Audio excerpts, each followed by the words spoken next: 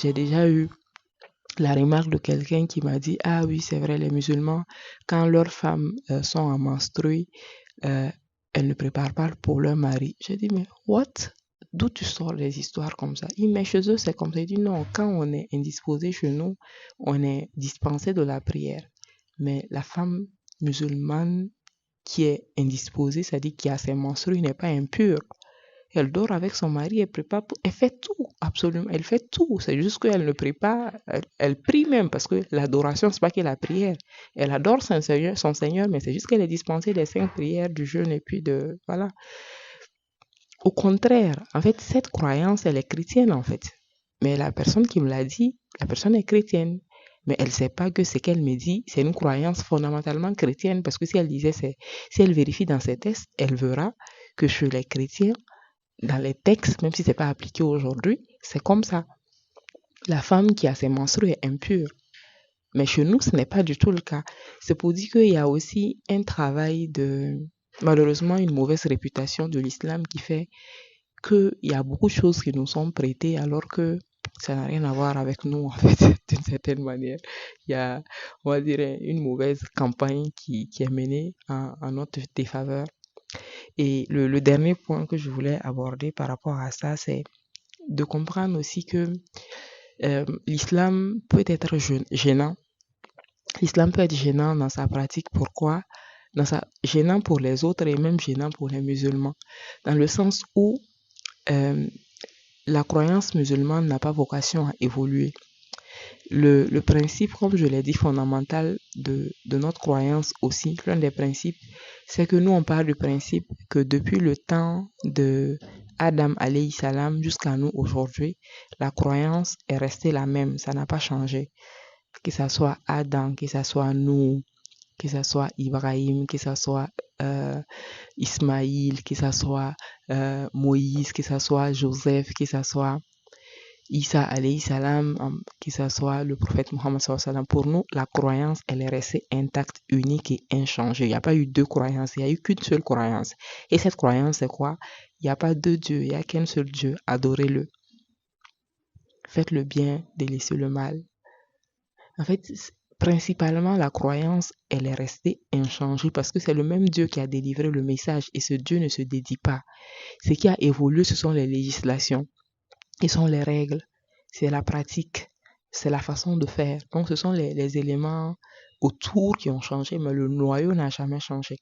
Étant donné que les règles, si une règle change, c'est parce qu'il y a une nouvelle prophétie qui arrive et que nous, dans notre croyance, on sait que le prophète Mohammed est le dernier des prophètes.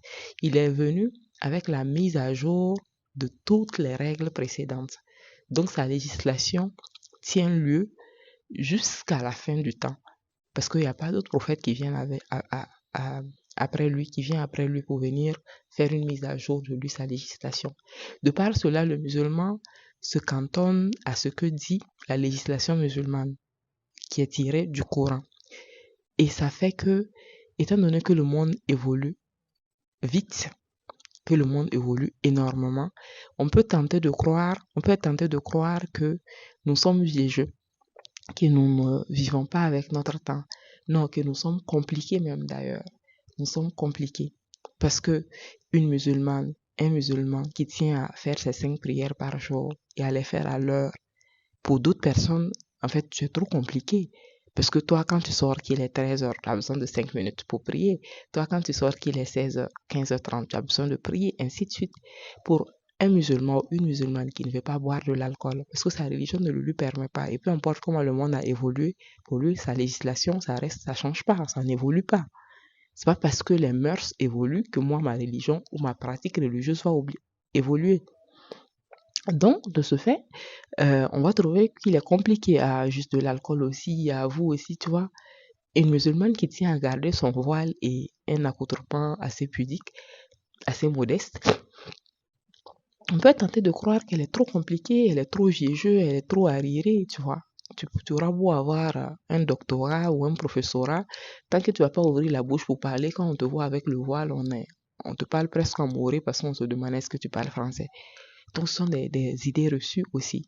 Donc, on peut comprendre que certaines personnes puissent être assez, surtout que les autres communautés ont évolué avec le temps en termes de croyances. Je fais toujours le parallèle avec le christianisme. Le christianisme, c'est une religion qui s'adapte à son temps. Ils sont pas dans le même principe que nous, où nous on part du principe que la croyance, elle reste inchangée. Et la législation, quoi qu'elle puisse évoluer à travers des fatwas en fonction des nouvelles, on va dire quoi, les nouveaux éléments qui, par exemple, des choses auxquelles nous on fait face et que le prophète à son temps n'a pas fait face à ça, il y a des fatwas qui permettent de mettre certaines choses à jour, mais ça reste de la législation, la croyance n'évolue pas. Par exemple, au temps du prophète, on donnait la zakat, el-fitr en date, ou bien en tout cas la nourriture locale pour que les gens puissent manger aussi le jour de la fête. Nous, à notre époque, on donne de l'argent parce que c'est plus facile pour la personne de prendre. Donc, ce sont des choses comme ça qui peuvent évoluer, mais nos 5 prières, ça reste nos 5 prières. L'unicité d'Allah, ça reste l'unicité d'Allah. La croyance au prophète, ça ne change pas. En fait, les fondamentaux ne vont pas bouger. Et comme je dis, je fais un parallèle avec le christianisme. Et là, tu te rends compte que ça te permet de comprendre pourquoi ils ne comprennent pas. Parce que eux, ils évoluent avec le temps. Leur croyance s'adapte à l'évolution du temps. Il n'y a pas si longtemps que ça. Si tu étais chrétienne et que tu partais à l'église sans un foulard sur la tête, dans certaines églises, tu ne pouvais pas rentrer. C'est-à-dire, tu dois avoir le foulard. Il ne se voilait pas forcément comme nous, mais attacher le foulard, en fait. Mais aujourd'hui, peu importe le décolleté ou le mini-jupe, au contraire, dans certaines églises, ça passe sans aucun problème. C'est-à-dire, il y a une adaptation. Mais le musulman ou la musulmane, quand tu pars à la mosquée sans le voile, voilà, c'est assez compliqué parce qu'il y a des éléments chez nous qui ne bougent pas et auxquels on tient à ce que ça ne bouge pas. Et les autres communautés peuvent le sentir comme une limite. Mais pour nous, c'est une force. Et pour moi, c'est ce qui me donne encore plus foi en ma croyance. C'est parce que dans ce monde où on peut facilement perdre pied, pourquoi? Parce que elle est en constante évolution, la morale évolue, les mœurs évoluent. Et lorsque moi, je n'ai pas cette chose fondamentale à laquelle m'accrocher, cette boussole qui me montre la bonne voie, parce que elle ne change pas, parce que elle, la boussole, elle ne s'adapte pas, parce que elle est la parole de Dieu et qu'elle reste inchangée, même si les hommes décident aujourd'hui de devenir des femmes et les femmes décident de devenir des hommes. La parole de Dieu, il est là pour me dire ce qui doit être et ce qui ne doit pas être d'une certaine manière. Même si ce qu'il a interdit, les gens tentent de le rendre aujourd'hui légitime et légal, halal. Moi, j'ai cette boussole-là qui me permet de savoir que non, même si tout le monde le fait, ce qui n'est pas halal, point barre. Donc, d'une certaine manière, je peux comprendre, moi, parce que pour eux, ça évolue et que pour toi, ça reste figé. Donc, c'est pour tout ça, en fait, que je dis, quand le prophète nous dit qu'à une certaine époque, vivre comme une musulmane, un bon musulman, c'est comme tenir la braise dans la main. Parce que dans tout ce, on va dire, dans toutes ces conditions-là, comment est-ce que toi, en tant que musulman, tu peux décider de rester ferme sur ta croyance, sur ta pratique, sur ta voie, malgré le regard des autres? Vous voyez. Et je reviens encore à une petite polémique qui avait pris sur Facebook par rapport justement à une publication qu'une sœur avait faite parlant du fait que le fait d'écouter les louanges chrétiennes, c'est-à-dire les cantiques là, où dans ces louanges-là, on loue Jésus comme Seigneur, donc comme un Dieu. Et le fait pour les musulmans de l'écouter, de dire ces mots et aller à l'encontre de notre croyance. Et ça a fait beaucoup de tohu-bohu en fait.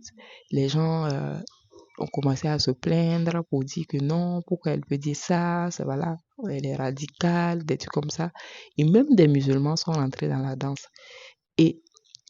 Et je parlais du fait de faire le rappel de façon malveillante ou maladroite, pardon, mais elle ne l'a pas fait du tout de façon maladroite. Elle a fait son rappel de la manière la plus bienveillante possible. Elle a dit que son message s'adressait aux musulmans. Mais les musulmans étaient offusqués. Pourquoi? Parce qu'on leur demande de vivre conformément à leurs croyances. C'est ce qu'elle a dit, c'est ce que la croyance musulmane dit. Il faut assumer un peu. On a dit les émigrés musulmans en Abyssinie se sont assumés même devant le roi, devant le négo. Même si on allait les décapiter, tu peux pas nier ta croyance juste parce que non. Ta croyance, c'est ta croyance d'une certaine manière. Mais moi, j'ai regardé ces personnes, ces assimilés musulmans qui essayent de dire que cette dame va loin, qu'elle est radicale. Ce sont des personnes qui essayent tant bien que mal de vivre une sorte d'islam euh, mise à jour, mis au goût du jour, mise à jour par les morales, la façon de vivre. Alors que aujourd'hui, la société évolue très vite. Donc, tu vas devoir faire une mise à jour de ton islam chaque 2 ans, chaque 3 ans ou chaque 5 ans. Et en quoi est-ce que le fait de dire à toi, ma soeur ou mon amie chrétienne, que non, ta chanson, ta louange, les louanges que tu écoutes là, libre à toi de les écouter. Même devant moi, il n'y a aucun problème. Puisque comme je peux écouter mon Coran devant toi. Mais moi, je ne les chante pas parce qu'il y a des paroles dedans qui vont à l'encontre de ma foi. Donc, je ne les chanterai pas. C'est s'assumer. Ça, je ne vois pas en quoi est-ce que ça nous empêche de vivre conformément ensemble. Parce que vivre ensemble, justement, c'est que chacun assume sa différence, sa particularité et respecte celle de l'autre. Tant que je respecte le fait que toi, tu le fasses et que moi, je me réserve le droit de ne pas le faire, il n'y a pas de mal. Et j'ai le droit de le dire, surtout quand je parle à mes co-religionnaires.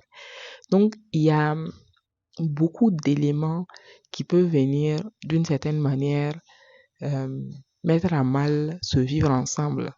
Mais c'est pas au nom de vivre ensemble que nous allons vivre une foi diluée. Ça aussi, je suis contre. C'est pas pour préserver une quelconque vivre ensemble que je vais pas assumer ce qu'est ma foi et ma croyance. Je vais pas vivre ce qu'est mon islam. Ça, je le ferai, peu importe le prix. Mais dans ma façon de le faire, je ferai toujours le mieux pour préserver le droit de l'autre, pour surtout lui reconnaître son droit et comprendre que si moi j'ai le droit de vivre ma croyance comme ma religion me le demande, lui aussi a le droit de vivre la tienne et que tant que chacun respecte l'autre dans justement cette façon de vivre sa croyance-là, le vivre ensemble sera préservé. Le vivre ensemble ne doit pas être un sens d'assimilation. Parce que pour d'autres, pour que le musulman soit qualifié pour quelqu'un qui respecte le vivre ensemble, il faut qu'il s'assimile aux mœurs de notre époque. Il faut qu'il accepte aller dans des fêtes qui ne sont pas légiférées par sa religion. Il faut qu'il accepte faire des choses qui ne sont pas forcément recommandées ou permises dans sa religion, juste pour pouvoir rester dans le groupe et faire les choses avec le groupe. Là, on dit non, absolument pas. On va pas faire ça, on va pas accepter ça. Mais tant que je ne te nie pas, toi, le droit d'aller le faire, ça va, je préserve le vivre ensemble. Tu as le droit de le faire. Je ne te nie pas ce droit, je ne te prends pas ce droit, mais j'ai le droit de ne pas le faire. Il faut l'accepter aussi. Si j'accepte ta manière de te dénuder pour marcher dehors, tu acceptes ma manière de me couvrir pour marcher dehors. En fait, il y a ce respect mutuel qui va vraiment nous aider à préserver ce vivre ensemble, mais que ça ne soit pas à sens unique, qu'on ne demande pas à l'autre de s'adapter sous prétexte qu'il doit désormais vivre avec les réalités de son temps. Donc, il devrait se détacher des fondements de sa croyance pour vivre les réalités de son temps, finalement être déraciné. Et moi, je le dis aussi, tu ne seras jamais de cette façon-là un bon, en tout cas, entre guillemets, un bon musulman qui plaît à son Seigneur et qui fait ce que son Seigneur aime. Et tu ne seras jamais au goût de ces personnes qui te demandent de vivre avec ton temps. Tant que tu ne te seras pas dépouillé de ta croyance, tu ne seras jamais assez quelqu'un de moderne pour eux. Quand tu vas prendre ce verre d'alcool juste pour faire genre et ne pas ressembler à quelqu'un d'arriéré, ça ne sera pas assez.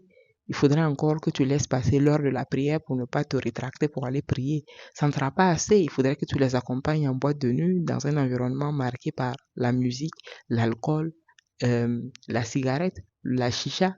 Ça ne sera pas encore assez. Il faudrait que tu acceptes ces virées nocturnes entre les garçons et filles pour aller faire les choses qu'il faut. Ça ne sera pas assez tant que tu ne te sauras pas dépouiller de toute ta croyance musulmane et que tu ne te seras pas assimilé à ce qu'ils appellent vivre avec les réalités de son temps. Donc il faut prendre conscience du fait que s'assumer c'est être prêt aussi à accepter le regard et les critiques des autres. Lorsqu'on est sûr qu'on est sur la bonne voie, lorsqu'on est sûr que dans notre façon de faire, on n'a pas l'intention de nuire à l'autre, lorsqu'on est sûr que dans cet état laïque, on n'entend pas nier le droit des autres, on entend les respecter dans leur façon de faire, on ne devrait pas se gêner, nous aussi, de pratiquer notre croyance comme il se doit. Donc, entre guillemets, c'est ce que j'avais à partager sur ce sujet qui est quand même assez mitigant. J'aimerais bien le signaler. C'est vrai que quand j'avais eu la proposition, je me suis dit, est-ce que moi je vais en parler? Parce que je ne suis pas... Je ne savais pas trop de quelle manière est-ce que ça pouvait sortir, tout ce que j'ai dans la tête par rapport à ce sujet. D'ailleurs, tout n'est pas sorti, peut-être c'est un quart qui est sorti, mais c'est déjà un bon début en termes de sujet. Je vous souhaite un bon vendredi, j'espère que cet épisode vous aura plu. Si tel est le cas, n'hésitez pas à le partager autour de vous, à des personnes qui pourraient aussi aimer. Et on se donne rendez-vous à vendredi prochain, Inch'Allah. Salam alaikum.